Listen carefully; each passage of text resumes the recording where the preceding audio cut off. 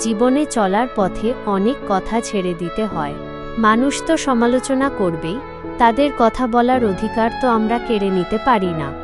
আমরা শুধু পারি শুনতে আর সিদ্ধান্ত নিতে, কোন কথা মনে রাখব আর কোনটা স্রেফ হাওয়ায় ভাসিয়ে দেব। জীবনটাকে হালকা রাখতে হয়। সব কথা কাঁধে তুলে নিলে পথ চলার শক্তিটাই একসময় হারিয়ে যায়। মনে রাখা জরুরি যে এই পৃথিবীতে সবার নিজস্ব পছন্দ আছে।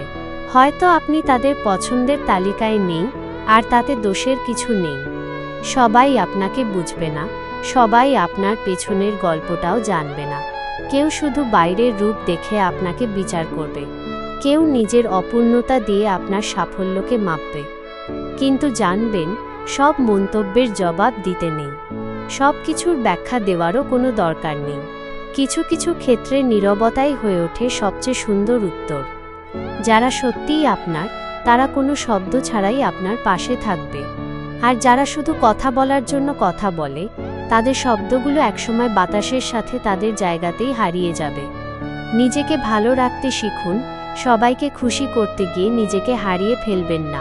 কারণ জীবনটা সবার জন্য একরকম নয়, আর দিন শেষে আপনার মনের শান্তিটাই আপনার সবচেয়ে বড় অর্জন।